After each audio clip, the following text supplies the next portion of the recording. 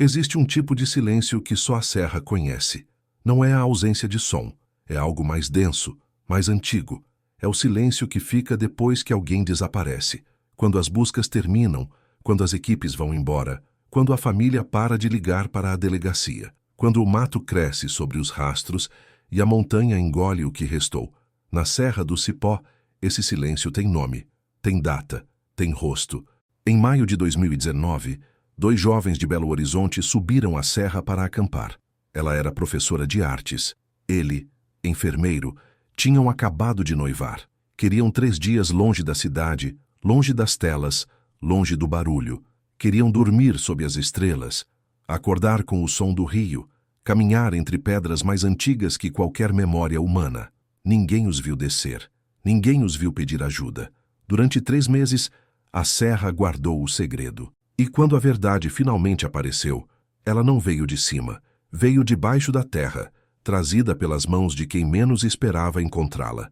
Esta é a história real de Mariana Fonseca e Rafael Drummond, e de como a montanha devolveu o que nunca deveria ter escondido. Sexta-feira, 17 de maio de 2019. Manhã, Mariana acordou cedo naquela sexta. O sol ainda não tinha passado da janela do apartamento na Savassi, quando ela já estava de pé, organizando as mochilas na sala. Rafael ainda dormia, o cabelo bagunçado sobre o travesseiro, um braço jogado para o lado da cama onde ela deveria estar. Ela sorriu, pegou o celular e tirou uma foto dele dormindo. Postou nos stories do Instagram com a legenda: "Enquanto ele sonha, eu preparo a aventura." Eram 6h47. Aquela seria a última postagem dela. Rafael acordou meia hora depois, com o cheiro de café vindo da cozinha. Mariana estava na varanda, olhando o trânsito lá embaixo, segurando a caneca com as 2 mãos. Usava uma camiseta verde musgo com o desenho de uma trilha, cabelo preso num coque solto. "Já arrumou tudo?" ele perguntou, ainda esfregando os olhos. "Quase tudo. Falta só você não esquecer a barraca dessa vez." Ele riu. Na última viagem, tinham deixado a barraca no porta-malas. Dormiram dentro do carro, suados, reclamando a noite inteira. "Tá no carro desde ontem", ele garantiu. Eles tomaram café juntos. Pão com queijo, café preto, suco de laranja. Conversaram sobre o roteiro. Pretendiam acampar perto da Cachoeira do Tabuleiro, numa área permitida, tranquila, longe dos pontos turísticos. Rafael tinha marcado no GPS. Mariana tinha impresso um mapa de papel, só por garantia. Às 9h15, desceram para a garagem. O Fiat Strada cinza estava cheio. Mochilas, barraca, fogareiro, garrafas de água, lanterna, kit de primeiros socorros, sacos de dormir. Mariana checou tudo 2 vezes. Rafael ligou o carro. "Cipó, lá vamos nós", ele disse. Ela colocou a mão sobre a dele no câmbio. "Vai ser perfeito." Sexta-feira, 17 de maio de 2019. Tarde. Eles pararam uma vez no caminho, posto de gasolina na entrada de Santana do Riacho. Às 11h40. Rafael abasteceu. Mariana comprou água de coco e 2 pães de queijo ainda quentes. A atendente do caixa, Dona Célia, lembra da moça de cabelo preso e do rapaz alto de óculos. Lembra porque eles estavam felizes, rindo, falando sobre a trilha. "Vocês vão subir até onde?" Dona Célia perguntou. "Cachoeira do Tabuleiro. Conhece?" "Conheço. É longe. E tá chovendo à noite agora, viu? Cuidado com as pedras." "A gente leva capa de chuva", Mariana respondeu, sorrindo. Ela pagou com cartão. O comprovante registrou a transação às 11h43. Depois disso, seguiram pela estrada de terra. Rafael dirigia devagar, desviando dos buracos. Mariana tirava fotos pela janela. Montanhas cobertas de verde, céu azul sem nuvens, vento frio entrando pela janela. Às 13h20, eles chegaram ao acesso da trilha. Estacionaram o carro numa área demarcada, ao lado de outros 3 veículos. Havia um casal de idosos descendo com mochilas leves e um grupo de jovens se preparando para subir. Mariana acenou. Rafael trancou o carro, colocou a chave no bolso da calça cargo. Eles começaram a subir. A trilha era íngreme, mas bem marcada. Pedras grandes, raízes expostas, alguns trechos com escada de madeira improvisada. Mariana subia na frente. Rafael vinha logo atrás com a mochila maior, cantarolando uma música que ela não reconhecia. Às 15h10, O celular de Mariana perdeu sinal, segundo os registros da operadora. O de Rafael, 5 minutos depois. Ninguém os viu chegar ao topo. Ninguém os viu montar a barraca. Ninguém os viu acender a fogueira, que mais tarde seria encontrada apagada. Sexta-feira, 17 de maio de 2019, noite. Eles montaram acampamento numa clareira pequena, protegida por árvores, a cerca de 4 quilômetros da entrada da trilha. O lugar era perfeito, plano, longe do vento, com uma vista parcial para o vale. Às 18 horas, prepararam um jantar simples. Macarrão instantâneo com salsicha, café quente, chocolate de sobremesa. Sentaram numa pedra grande e assistiram o sol desaparecer atrás das montanhas. A gente tinha que fazer isso mais vezes, Mariana disse, baixinho. A gente vai fazer, a vida inteira. Ela encostou a cabeça no ombro dele. Às 19 horas, começou a chover. Não era uma chuva forte. Era aquele tipo de chuva fina, persistente, que molha devagar e não faz barulho. Eles entraram na barraca, fecharam a porta, acenderam a lanterna. A temperatura caiu para 14 graus. Mariana tirou o caderno da mochila e começou a escrever. Dia 2. Choveu de madrugada. A barraca aguentou. Pela manhã decidimos explorar uma trilha que o Rafael viu no mapa. Disseram que leva a uma cachoeira escondida. Rafael estava deitado ao lado dela, olhando para o teto da barraca. Você acha que amanhã a gente consegue chegar naquela cachoeira? Qual? A escondida. A que o guia comentou. Mariana parou de escrever. Amosson, a gente nem conhece essa trilha direito. Por isso que é aventura. Ela revirou os olhos, mas estava sorrindo. Tá bom, mas se a gente se perder, a culpa é sua. Eles dormiram por volta das 22 horas. A chuva continuava, leve, constante. E nas primeiras horas da madrugada, algo aconteceu. Algo que mudou tudo. Domingo, 19 de maio de 2019. A mãe de Mariana ligou para a polícia às 14h30 de domingo. Ela tinha tentado ligar para a filha desde sábado à noite. As ligações caíam direto na caixa postal. As mensagens no WhatsApp não eram entregues. Minha filha foi acampar com o noivo. Eles iam voltar hoje de manhã. Não consigo falar com ela desde sexta. O policial do outro lado da linha anotou tudo. Nome, idade, descrição física, modelo do carro, última localização conhecida. A senhora sabe exatamente onde eles estavam? Serra do Cipó, perto da Cachoeira do Tabuleiro. Vou registrar a ocorrência. A gente entra em contato assim que tiver alguma informação. Mas a mãe de Mariana não esperou. Ela ligou para o pai de Rafael.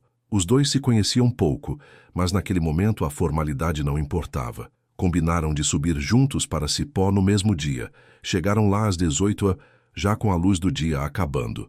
Encontraram o Fiat Strada estacionado exatamente onde Rafael tinha deixado, trancado, sem sinais de arrombamento. As mochilas não estavam dentro, a barraca também não. Eles subiram, o pai de Rafael disse, olhando para a trilha. Subiram e não voltaram. Segunda-feira, 20 de maio de 2019. A Polícia Militar de Meio Ambiente foi acionada. 2 equipes subiram a trilha ao amanhecer. Levaram rádios, drones, cães farejadores. O tempo estava limpo. A visibilidade, boa. Às 10h35, localizaram a barraca. Estava montada numa clareira a cerca de 4 quilômetros da entrada da trilha. A lona estava molhada, mas intacta. A porta estava aberta. Dentro, os sacos de dormir estavam enrolados, as mochilas, organizadas, roupas dobradas, o fogareiro, limpo, 2 pratos de alumínio, 2 canecas, tudo no lugar. Mas Mariana e Rafael não estavam lá. Os policiais vasculharam a área. Encontraram marcas de pegadas ao redor da barraca, tênis 38 e 42, compatíveis com os números deles. As pegadas seguiam por uns 20 metros em direção a uma trilha secundária, menos marcada, que levava a uma região de pedras e vegetação mais fechada. Depois disso, as pegadas sumiam. Choveu na sexta à noite. Um dos PMs disse. A chuva apagou o rastro. Eles continuaram buscando. Usaram os cães. Gritaram os nomes. Voaram o drone sobre a serra. Desceram até o vale. Subiram até os picos. Nada. Terça a sexta-feira, 21 a 24 de maio de 2019. As buscas se intensificaram. Bombeiros voluntários, grupos de montanhismo, Moradores da região. Mais de 60 pessoas percorrendo a serra todos os dias. A imprensa começou a cobrir. Jornais de Belo Horizonte publicaram fotos de Mariana e Rafael. As redes sociais compartilharam. Ache Mariana e Rafael. Amigos organizaram correntes de oração, mas a serra não devolvia respostas. Uma semana depois, as buscas oficiais foram suspensas. Não havia mais pistas. Não havia sinais de queda, afogamento ou qualquer tipo de acidente. A barraca foi recolhida como evidência. O carro, levado para a perícia. Nada de útil foi encontrado. A família não desistiu. Todo fim de semana, o pai de Rafael subia a serra com voluntários. Colocava cartazes nas estradas. Conversava com moradores, com guias turísticos, com trabalhadores rurais. Ninguém tinha visto nada. 3 meses depois, agosto de 2019, a história começou a sair dos jornais. As redes sociais pararam de compartilhar. As pessoas voltaram para suas vidas. Mas na Serra do Cipó, alguma coisa ainda estava enterrada e estava esperando ser encontrada. Sábado, 17 de agosto de 2019. Seu Valdemar acordou antes do sol, como sempre. Ele tinha 68 anos e trabalhava a vida inteira como caseiro numa fazenda nos arredores da serra. A propriedade era grande, com pasto, horta, galinheiro e uma área de mata fechada que ninguém mexia há décadas. Naquela manhã de sábado, ele decidiu consertar uma cerca que tinha caído perto da divisa da mata. Levou arame, alicate, martelo, o cachorro, um vira-lata chamado Trovão, foi junto. A cerca ficava num lugar esquecido. Mato alto, pedras enormes, chão irregular. Valdemar não ia lá fazia meses. Enquanto ele martelava uma estaca, Trovão começou a latir. Que foi, ô bicho? O cachorro estava parado na frente de uma pedra grande, quase do tamanho de um carro. Latia sem parar, arranhando o chão. Valdemar se aproximou. Não havia nada de estranho à primeira vista. Só mato, terra, pedras. Mas Trovão não parava. Então, Valdemar viu. Embaixo da pedra, onde a terra formava uma espécie de depressão natural, havia algo que não deveria estar ali. Um pedaço de tecido, azul desbotado, rasgado, sujo de terra e folhas. Valdemar se abaixou, afastou os galhos e então viu o restante. Uma mochila. Ele puxou devagar. A mochila estava encharcada, pesada, coberta de limo. O zíper estava aberto. Lá dentro, embrulhados em plástico molhado, havia roupas, uma garrafa de água vazia, um caderno de anotações com páginas coladas pela umidade e uma carteira de identidade. Valdemar limpou o plástico com a mão. O rosto de uma mulher jovem olhava de volta. Mariana Fonseca. Ele sentiu o estômago revirar. Meu Deus do céu! Trovão continuava latindo. Valdemar olhou ao redor. E foi quando ele viu, a poucos metros dali, meio escondida por arbustos e pedras menores, outra mochila, maior, preta, com tiras refletivas, e ao lado dela, uma bota de trilha, tamanho grande. Valdemar recuou, o coração batendo descontrolado. Pegou o celular, tremendo, discou para a polícia. Alô? Eu acho que achei uma coisa. Aqui na minha fazenda. Tem umas mochilas, tem documento. Acho que é daquele casal que sumiu. Sábado, 17 de agosto de 2019. Tarde. A Polícia Civil chegou em menos de 1 hora. 2 investigadores, uma perita, um fotógrafo, isolaram a área com fita. Seu Valdemar mostrou onde tinha encontrado as mochilas. Trovão foi preso dentro de casa, ainda latindo. A perita examinou tudo com cuidado. As mochilas estavam posicionadas de forma estranha. Não pareciam ter sido largadas ali por acidente. Pareciam ter sido escondidas. Colocadas debaixo da pedra grande, cobertas com galhos como se alguém tivesse tentado ocultar. Aqui não dá para ver da trilha, a perita disse. Quem colocou isso aqui sabia o que estava fazendo. Dentro da mochila de Mariana, além da identidade, havia um celular desligado, um carregador portátil sem bateria, uma blusa de frio, uma toalha e o caderno. As páginas estavam grudadas, mas dava para ler alguns trechos. Dia 1, subimos a serra hoje. O Rafael tá empolgado demais, já quer fazer tudo de uma vez. Eu só quero sentar e olhar a vista. Dia 2, choveu de madrugada. A barraca aguentou. Pela manhã, decidimos explorar uma trilha que o Rafael viu no mapa. Disseram que leva a uma cachoeira escondida. A última anotação estava borrada. Só dava para ler. Não devíamos ter vindo por aqui. Na mochila de Rafael, os investigadores encontraram documentos, uma lanterna quebrada, um isqueiro, uma faca de camping e um pedaço de papel dobrado. Era um bilhete, escrito à mão, com letra apressada. Se alguém encontrar isso, seguimos a trilha errada. Não conseguimos voltar antes de escurecer. Mariana machucou o tornozelo. Vamos tentar descer pela manhã. Estamos perto de uma pedra grande. Coordenadas aproximadas no GPS do celular. O bilhete não estava assinado, mas era a letra de Rafael. Eles se perderam, um dos investigadores disse. E alguém moveu as mochilas depois. Depois de quê? O outro perguntou. Ninguém respondeu. Domingo, 18 de agosto de 2019. As buscas recomeçaram. Dessa vez, concentradas na área ao redor da fazenda de seu Valdemar. Cães farejadores, equipes de resgate, drones. No segundo dia, os investigadores perceberam algo que tinham ignorado antes. Havia marcas de arrasto na terra ao redor da área onde as mochilas foram encontradas, como se algo pesado tivesse sido movido. Foi uma moradora local, Dona Aparecida, quem deu a informação que mudou tudo.